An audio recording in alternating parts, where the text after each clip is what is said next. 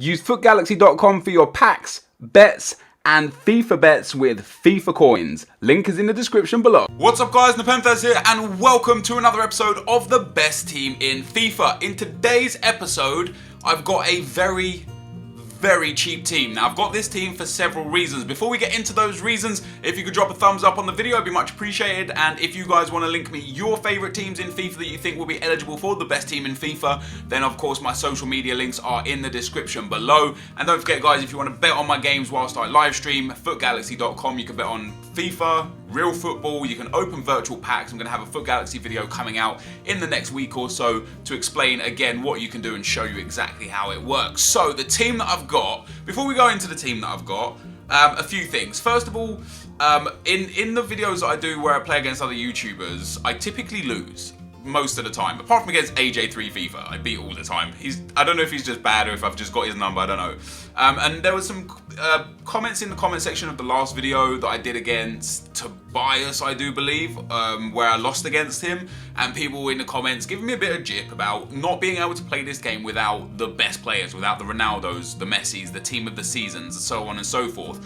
And I personally think that's a little bit harsh. So I thought, let me build a team that's going to show you guys that not only can you use a cheap team in Division 1, not only can you use an effective cheap team in Division 1, but also to the point where I personally don't need to use Messis and Ronaldos, but why not use them? I don't use Messi and Ronaldo because I need Messi and Ronaldo. I use them because I have them and because I want to use them. There's nothing about, desperately needing them. And I'm going to show you in this video. I've actually already played the games, 4 Division 1 games with the team that I'm going to put in.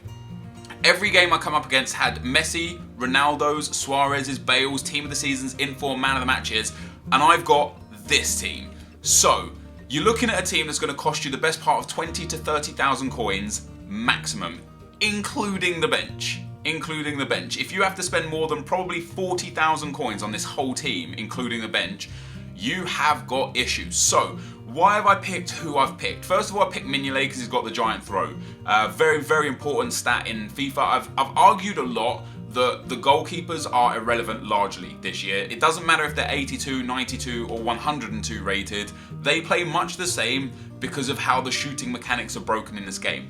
In defense and my CDM, I've gone for pace, like just sheer pace. So we've got Moreno at left back on 87, Klein with an 86, Gary Cahill on 74, very fast for a centre back, Anua on 83, and Ramirez of course with that 88 pace. Ramirez being the most expensive player in the team as well. So yeah, in defence guys, we've got just sheer pace, and in the offence we've got skills. Didn't really care too much about pace, and you can tell by the fact that I've got Arnautovic on the left mid. The reason why I took him is because he's got 4-star, 4-star. We've got Bojan also with that 4-star skill moves, 3-star weak foot. I've got Oxlade-Chamberlain with the 4-star, 4-star. We've got Balassi with a 5-star, 4-star, and then Loic Remy also has the 4-star skill moves. So I've gone with skill up front. This team is fast up front. It's not crazy fast. 89 pace, 83 pace, 86 pace Balassi, and then Remy really the only speedster in the team with 90 pace. On the bench, I've gone for much the same. Vargas, the 4-star skill moves. Eriksson, the 4-star skill moves. Cabella, the 4-star skill moves. Elia, the 4-star skill moves. Dembele, the 4-star skill moves. And Dembele is also one of those players that's massively overlooked as a CDM in this game. 79 pace, 83 physical, 4-star skill moves, good passing, 6'1", medium work rates. If you're looking for a cheap CDM, Dembele is your man. I've also gone for Fellaini just as a backup CDM in case I needed to make subs late in the game when perhaps tying a game or holding on to a win and really needed some big monster in there to win things. And I got a couple of centre-backs as well for good measure, and I actually needed the centre-backs you'll see in the game. So we're going to go into the gameplay now, guys. I'm going to run you through the teams I played against, the goals I scored and the goals I conceded for a change, and show you just how the journey through this Division 1 went with this 20, 30, 40k team, and show you that you don't need the incredible players, not just me personally either, but you guys as well. You don't need the superstar players to be able to win games comfortably in Division 1. Okay guys, into the gameplay we go, and in this episode I haven't got a border around the screen, and I'm not going to show you just my goals, I'm also going to show you my opponent's goals. So 4 games in Division 1 with this team that's worth between 20 and 40,000 if you want to include or exclude the bench, and if you can get good deals on the players, because ultimately all of the players are like, you know, you could potentially get them for 600-700 coins if you're good at bin sniping and if the right deals come up. So the team could potentially be worth like 10-15,000, you know. It's really cheap. What I wanted to show with this team, and show you guys that, me personally, you know, it is a bit of a vanity thing. It is very vain, but I want to show you guys that I don't need the blue players. I don't need the top end players to win games against top end players. Now, every single team I came up against here had incredible players. First game here, I'm 1-0 down. I give away a penalty. I save it. I give away a second penalty and a red card, which is why having those defenders was important. And at this point, guys, I actually paused the game. I took out Bojan, and I put in Vertonghen at centre-back, and I basically played with no cam. So I'm playing the rest of this game with 10 men.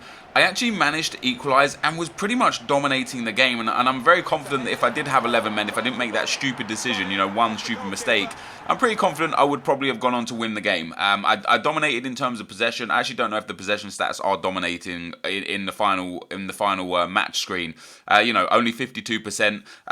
But you know, it was what turned out to be an even game when I only had 10 men and gave up 2 penalties against a player who had the likes of Cristiano Ronaldo, some blue players, etc. Into the next game we go, guys, and he's got a full Real Madrid team with 2 Barcelona players. So he's got Neymar and Suarez, Gareth Bale, again, a fantastic squad. You know, he's got Sergio Ramos, a team where one of his players is worth 3 of my team. Someone like Suarez is worth 3-4 times the amount of my team, and it just goes to show, guys, that in Division 1, in Division 5, in cup games, it doesn't matter about the actual players that you have or the ratings of the players. What matters is that you abuse the game mechanics with those players. Having 4 and 5 star skill moves is very important. Having a pacey defense that's strong is very important. Having a very tall, very quick CDM is very important. And then having strikers that are good enough to finish the ball is very important. And that's exactly what we have in this team from start to finish. That is all you need in this game. It doesn't matter if they're rated 76, doesn't matter if they're rated 99 and blue. They ultimately all do the same. The only extras you get from the blue players or from like the team of the seasons and stuff is just maybe like 2-3-4% enhanced results. All you're gonna do is, like, if you take 100 shots with Remy from the top of the box and score 40 goals, you might take that same 100 shots with Ronaldo and score 45 or 46 goals. So it's not really that much different. The next guy we come up against, he's got Messi, Blue Rodriguez, Blue Otamendi, Blue Alves, Luis Suarez, 2 man of the matches in there. Another absolutely incredible team. And I'm thinking, first of all, I'm thinking this is good for the video because it kind of shows that you don't need an expensive team to play good football or play good FIFA or win Division 1.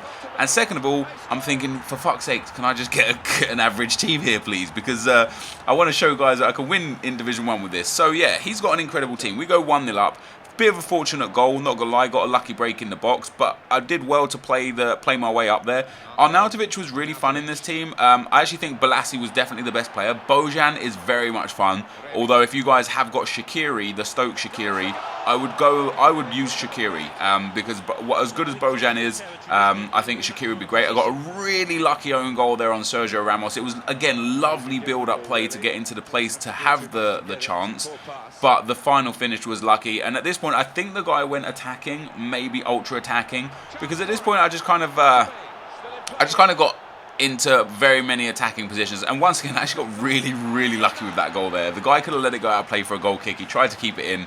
I ended up getting the ball back in the box, played it into Balassi.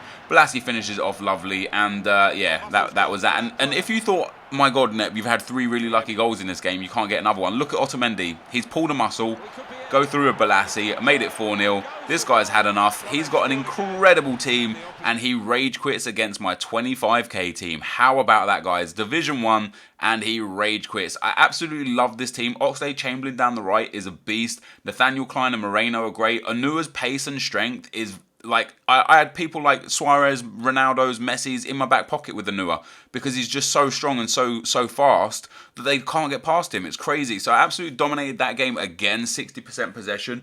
This was the final game that we're going to play in this episode, guys. Another team with Neymar, Bale, Suarez, blue team of the season players, informed Benzema. Now, this was actually the closest and the most fun game for me out of all 4. I went 1-0 down without even touching the ball. The guy played a really nice, just a really nice passing move, crosses it in. There's Benzema with the goal. Lovely header. Sorry, Suarez with the goal. Really, really nice. And if you thought that header was nice, this goal that I concede here is probably the nicest header I've ever conceded in any FIFA. He gets Dani Alves down the right wing. Benzema is like on the edge of the box. What a fantastic header that was. And I was thinking 2-0 down after 20 minutes. I could be in for a whooping here. I could genuinely be in for a whooping. But like I said, this team is decent. This team is good. Doesn't matter that it's got such a low price range. We go down the right wing with Oxlade-Chamberlain, cross that in. There's Loic Remy. Lovely finish from Remy. Tucks that in. Now, it doesn't matter if that's Remy. It doesn't matter if that's Ronaldo. That goal's going in no matter what. It doesn't, you know, you don't need the blue players for that. I end up fighting my way back into the game as well, just after the stroke of half-time. Chip that into Ramirez, and what a lovely goal this is. Fake shot 1, fake shot 2, slots that in the near post. Happy days, 2-2. I got really, really close to winning this game. I had 2 absolutely fantastic opportunities in the 90th minute, and I could have come away with 3 wins and 1 draw with that red card instead of 2 wins and 2 draws. But I was unable to finish it. I was panicking. I was like, oh my god, 90th minute. I knew that it was close to the end of the game. I got through with Bolasie. I should have just hit it first time. I tried to take a touch. That was my downfall. It wouldn't have mattered if that was Ronaldo or Messi. I would have still tried to take a touch and we still lost the ball. Getting here with Vargas. Should have finessed the shot. Ended up trying to drill the shot. It was the last kick of the game that we ended up getting a draw from it.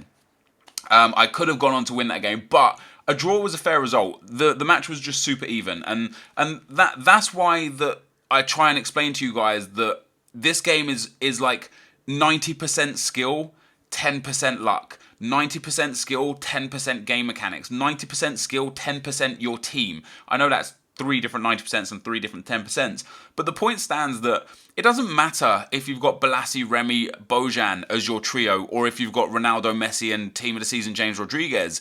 If you're creating the chances and you understand how the game mechanics work, you're still going to put the ball in the back of the net. Maybe not quite as much. Maybe only 95% of the time compared to the 100% of the time of Ronaldo. So, back in FIFA 12, when I went to the FIFA 13 capture event, I asked Rob Hodgson, what's the difference between an inform? And Rob told me you should, on average, in 50 games, have a 1 or 2% more goals scored. So, for example, obviously that's FIFA 12 and FIFA 13. That's not necessarily relevant to FIFA 15. But he's trying to say that if you've got a regular Ronaldo and you score 50 goals in 50 games, having the team of the season Ronaldo is only really going to get you 52 or 53 goals in 50 games. So there's not that much of an advance there. That can be true to be said as well, that if you've got Bolasie and Remy up front and you can score 20 goals in 20 games with both of them, having Ronaldo's probably only going to score you 23 or 24 goals with that same 20 games. Now that might mean the difference between a couple of wins to draws and a couple of draws to losses, but overall you're looking at very much the same as long as you're a good player. So when people say, I'm only losing these games because I'm coming up against big teams that I can't afford, that's absolute horseshit, guys. This team that I've got on the screen right now will comfortably win Division 1. If I played with this team another 10 or 15 games to really get used to the players and exactly how they work, I would walk Division 1, no problem at all. And you guys can do the same as well. You just got to find a team that suits the meta of the game. You'll notice I've got pace in defence, I've got strength in defence, CDM, tall and strong with very fast, always nice. That's why people like Gareth Bale, team of the season Diego Costa, team of the season Muller, that's why they're good at CDM. Wingers, skill moves, good passing, it's all just really relevant. 4-star weak foot as well. Attackers, skill moves and pace, that's all just really relevant there. And I've had a great time in Division 1 with this team. So this is going to be the end of the video, guys. Hopefully you enjoyed this. If you did, be sure to leave a like, rating, comment, and subscribe to my channel if you haven't already. But for now, guys, I'm out. Peace.